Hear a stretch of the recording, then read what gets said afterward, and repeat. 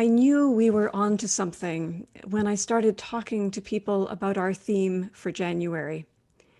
People were asking what the next theme would be for Journey Groups and the New Horizons newsletter, and I said it would be the body. Instead of being met with the usual nods and smiles, I noticed a few blank looks and even puzzled expressions. The body? What could that have to do with spiritual growth and exploration? Well, it seems everything. It has everything to do with spiritual growth.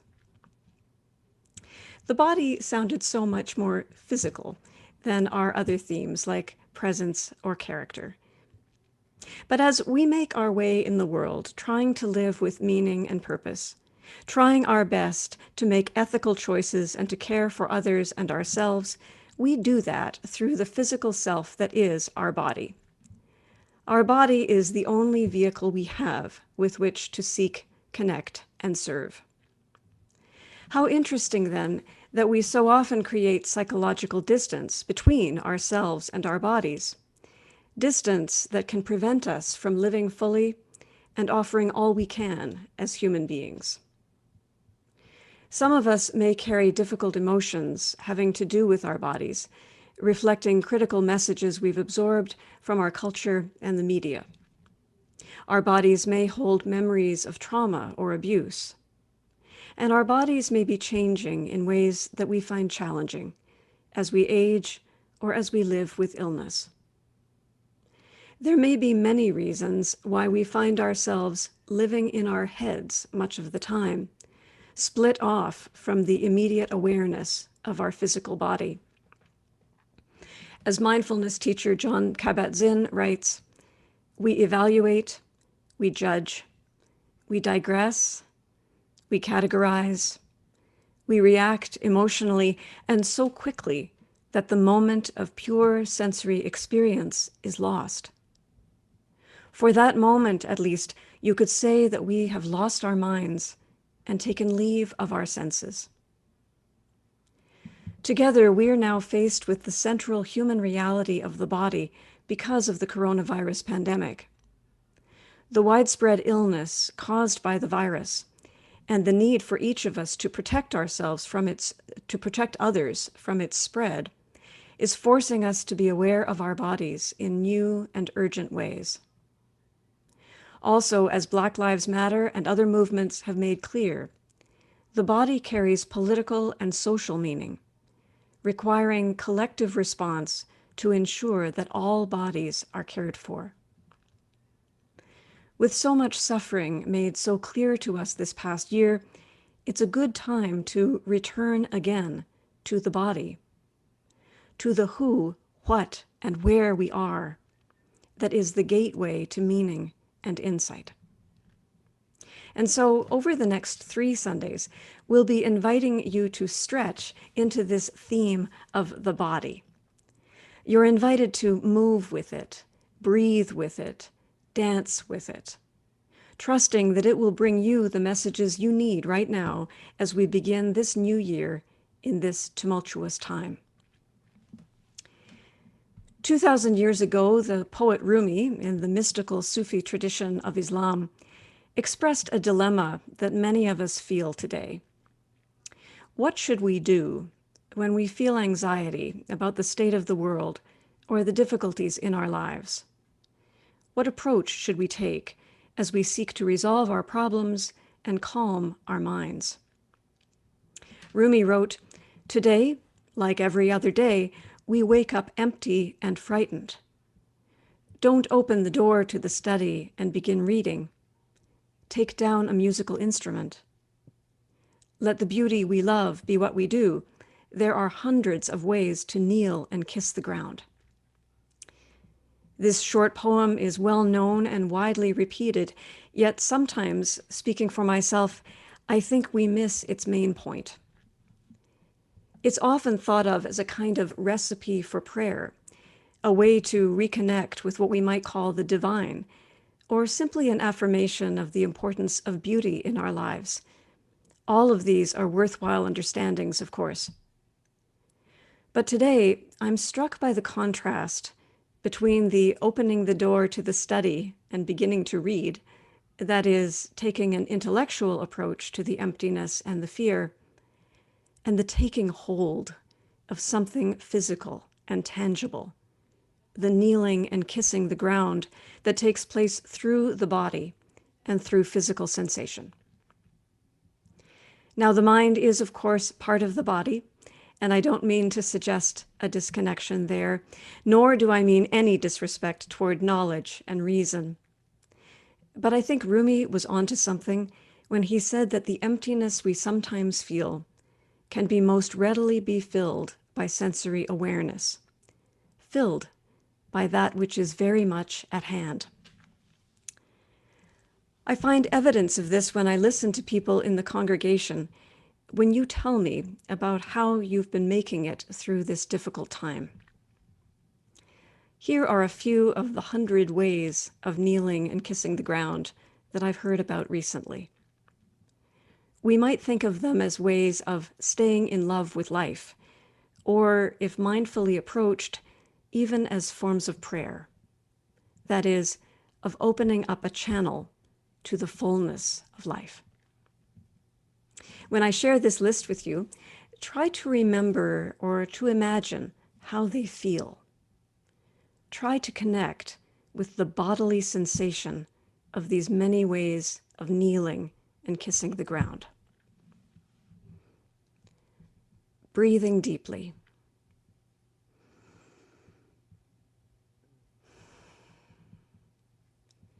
Gardening or taking care of a houseplant. Practicing yoga or stretching the body in any way. Take a moment now and stretch in any way you'd like.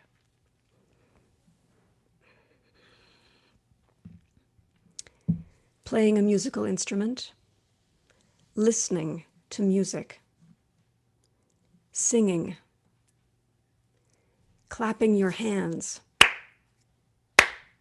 snapping your fingers, tapping your toes, washing your hands, bathing or showering, preparing food, eating,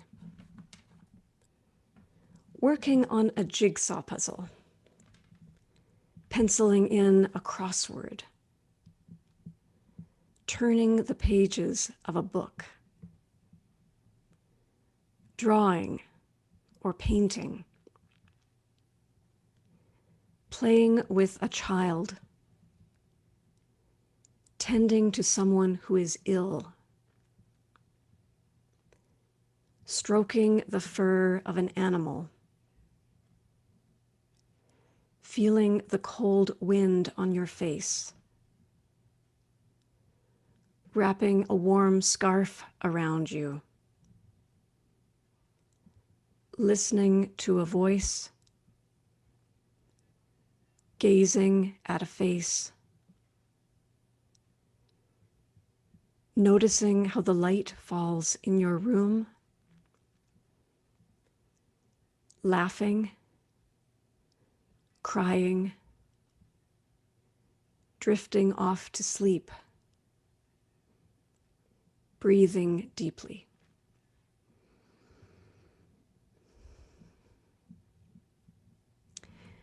I hope that by taking this short time to focus on sensation, we may have been even briefly released from the chatter of thoughts that can preoccupy us. All of these simple bodily experiences, when done mindfully, can reconnect us to the glory of being alive, the enoughness of the present moment, the healing quality of the here and now. When we tune in to our senses, we attune ourselves to life as it is, and that allows us to live more in harmony with the whole. In Coleman Barks' translation of Rumi, we hear an emphasis on the beauty we love, but it seems to me that each of these simple acts of living become meaningful and therefore beautiful when we give them our full awareness. Around the world, Christians recently marked a holiday that celebrates incarnation, the story of God arriving on earth in the form of a human body. Going back even further in the Hebrew Bible, the source text of Judaism, we find the central idea that human beings were created in God's image. The idea that divine nature is limited only to humans is, of course, deeply problematic. Unitarian theologians and many others today see the sacred in all interdependent forms of life. And for many, the word God is not helpful in describing the transcendent or the sacred or the whole. Yet when we consider these central ideas from the Judeo-Christian tradition from which Unitarian Universalism emerged, we can see that religious and spiritual thought has long been concerned with bodily experience. The writer and teacher Richard Rohr, a very progressive liberal Christian, says that to God, matter really matters. He goes on to say that true spirituality is always bringing us back to the original bodily knowing that is unitive experience, which is why you cannot do it all in your head. In other words, spiritual growth is not about concepts or abstractions or even deep thoughts or smart sermons. It's about being fully connected to our bodies, to our five senses, and to our sense also of deep intuition, to the very ground of earthly being to which we can open ourselves in love. After all, to the ground of all being, matter really matters. It's the whole shebang. Rabbi Erwin Kula writes, "When we see our bodies as a blessing, our sensual desires as sacred, there's no end to the pleasure that awaits us. The challenge is to raise our consciousness to the delights everywhere around us, to anticipate and celebrate every momentary pleasure with intention."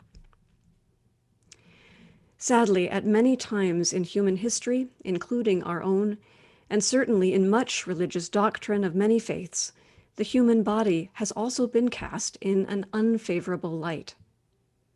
Many, if not all of us, have been affected by those rejecting messages. The poet Eduardo Galeano wrote, "The church says the body is a sin. Science says the body is a machine. Advertising says the body is a business. The body says, I am a fiesta." Perhaps one of the most important things we can do for the healing of this world, not to mention the sustaining of our spirits, is to reclaim and celebrate our bodies for the miraculous fiestas that they are. As the poet Jan Richardson wrote, "Light has a fondness for the body. We can lift our faces toward it, affirming that our bodies are beautifully and perfectly made, in harmony with the entire body of nature. By affirming this deep interconnectedness through our body's experience, we literally come to our senses, to realize the wisdom that lives within us in every moment, and the agency we have to move and shape the world. We live in a time of information overload, of constant data, analysis, and entertainment. These too can distract us from the simple sensory awareness of living in our bodies and cause us to feel overwhelmed and powerless to make the changes that we are called to do. In her 2017 book, The Age of Overwhelm, Laura Vandernoot Lipsky writes, "It's important to pay attention to what's in our control, what's not in our control, and how to tend to this reality, how to tend to it practically in such a way as to mitigate harm, cultivate our ability to be decent and equitable, and act with integrity." She writes, "Everything is connected, In ways big and small, we are all responsible for contributing to systemic change where change is due. There is plenty of heavy lifting to be done. But to contribute effectively, to have a foundation to manage that at all, and to sustain ourselves for the long haul, we must tend to our own selves in parallel. We simply cannot contribute skillfully and do our best work toward effecting external change if we aren't also taking care of the place where overwhelm takes root, within ourselves. It is also within ourselves, she writes, that we have the most agency, authority, and power to change. That is to say, we must return again and again to our bodies as the home of our souls and the source of all action that is possible. Even in the simple act of focusing on our breath, we bring about healing changes in our bodies, and we affirm the sacredness of the present moment and our ability to bring peace to it. Our attentiveness to our bodies will also, quite naturally, cause us to notice when we are disrupting the flow of life. We can become more aware of our voices when they become raised in tension. We can become more attentive to fatigue in our bodies and know when we need to slow down and rest. Rather than becoming lost in evaluation or self-criticism or desire for something to be different, we might simply open ourselves to the reality of our sense experience and listen to what it has to say. At times, I've heard spiritual growth described as a conversation with life. It's a phrase that I've often found helpful. At one point, a while back in my own journey, I suddenly realized that the amount of commentary going on in my head was not allowing life to get a word in edgewise. From that point on, I've tried to notice when my thoughts are interfering with that larger conversation. I've tried more often to quiet my mind and let life speak through my senses. At those times, I often notice new sounds, sights, even smells. Color and light become more clear. My muscles relax, and there seems to be a little more space around me. It may only be a momentary change, and yet it allows me to reconnect with what is larger than myself. Something that can hold me. Something that I can never be disconnected from. I am always grateful when I can come to my senses in this way, and I hope that you also, through your senses and your body, in all the sacredness that it is, be guided toward that peace and the meaning and purpose that you seek. Blessed be.